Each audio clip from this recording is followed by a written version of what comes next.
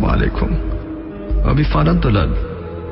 আমাকে এই ঘটনাটা শেয়ার করেছে আমার দূর সম্পর্কে এক খালার, যেটা তার বড় বোনের মেয়ের সাথে ঘটেছিল। আবার এই ঘটনার মূল কেন্দ্রবিন্দু হচ্ছে একটি মেয়েকে নিয়ে। মেয়েটির নাম শাওন।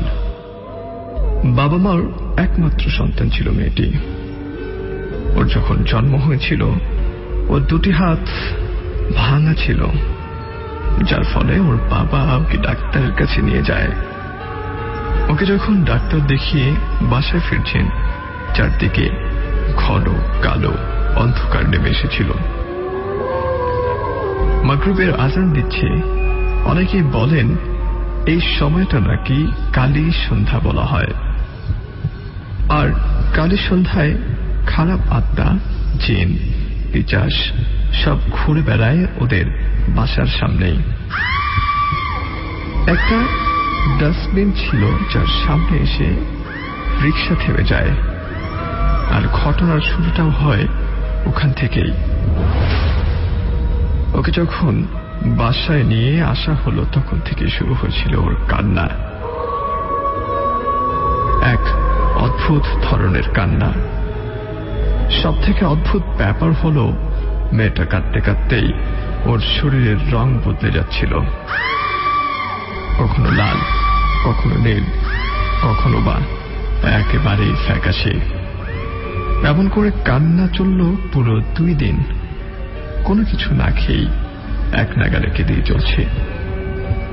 শিশুটি হুজুরকে ডেকে এনে ঝাড়ফুঁক করানো হয়। হুজুর যাওয়ার বেলায় শুধু একটা কথাই বলে, খুব খারাপ পিশাচে ধরেছে, তবে ভয়ের কিছু নেই, মেয়েটাকে একটু সাবধানে রাখলেই হবে। এরপর থেকে ধীরে ধীরে বড় হতে থাকে শাওন। ওর সাথে ঘটতে থাকে কিছু অদ্ভুত ঘটনা। ওর বয়স যখন 5 বছর, তখন একদিন মনে মনে খুব মিষ্টি খেতে চাইল। ঘুম থেকে উঠে দেখে ঠিক ওর বিছানার পাশে এক বক্স মিষ্টি। এমন করেই কাটছিল দিন, দিনের পর দিন।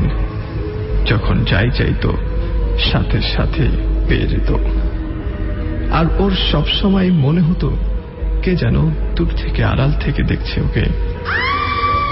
কে সে?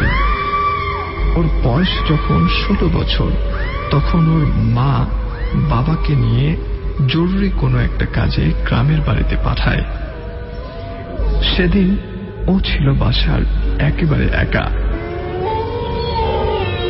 ও যখন ঘুমোতে যাচ্ছিল, সম্ভবত রাত 3টা বাজে, তখন ও শুনতে পেল কে একজন ওকে ডাকছে, শাওন, ও শাওন। শাওন তখনও দেখতে পেল সাদা কাফনের কাপড় পরা ভয়ঙ্কর একজন দাঁড়িয়ে আছে। কাঁপা কাঁপা গলায় শাওন বলল, কে আপনি? তখন এই পিশাচটা বলল, আমি সেই যে তোকে 16 বছর ধরে আগলে রেখেছি। তুই যখন যাই চেয়েছিস তাই দিয়েছি, আরো দেব, কিন্তু একটা শর্ত, তুই কোনোদিন বিয়ে করতে পারবি না। তখন শাওন বলল, কেন? তখন এই পিশাচটা বলল, কারণ তুই আমার, আর এই সম্বন্ধে কাউকে কিছু বলবি না। যদি বলেছিস পরিণাম ভালো হবে না। পরদিন শাওন এসব কিছু বুঝে কলেজে চলে যায়। এমন করে কেটে গেল অনেক দিন। ওর বয়স তখন 22 বছর। সবাই ঠিক করলো শাওনকে বিয়ে দেবে। ছেলে দেখলো, পছন্দ হলো এবং বিয়ের দিন তারিখ ঠিক হলো। কিন্তু বিয়ের ঠিক 2 দিন আগে হঠাৎ সে শুনতে পেল যে ছেলের সাথে তার বিয়ে ঠিক হয়েছিল তাকে পাওয়া গেল বুড়িগঙ্গায় মৃত অবস্থায়। সেই রাতেই সে শুনতে পেল, আমার সাথে বিশ্বাসঘাতকতা করিস না, এর পরিণাম ভালো হবে না। এই ঘটনাটা অনেক ভীতু করে তোলে শাওনকে। তারপর সে ঠিক করল আর কোনোদিন বিয়ে করবে না। কিন্তু 3 বছর পর একটি ছেলেকে তার খুব পছন্দ হয়ে যায়। ছেলেটিও ভীষণ পছন্দ করে ফেলে শাওনকে। তারপর তারা ঠিক করলো বিয়ে করবে বলে। সেই রাতে সে শুনতে পেল কে একজন লাকি সুরে কাঁদছে, হুম হুম করে, আর বলছে, তুই এমনটা করতে পারলি, তাহলে এবার তোকে তার পরিণাম ভোগ করতে হবে। শাওন এসবের কিছুই পাত্তা দিল না। সে মনে করল এসব তার মনের কল্পনা। বিয়ের সবকিছু ঠিক হলো, কিন্তু বিয়ের ঠিক আগ মুহূর্তে শাওনকে আর ওর বরকে খুঁজে পাওয়া গেল না। সেদিন রাতে তন্ন তন্ন করে সবকিছু খুঁজল, কিন্তু কোথাও তাদের দেখা মিলল না।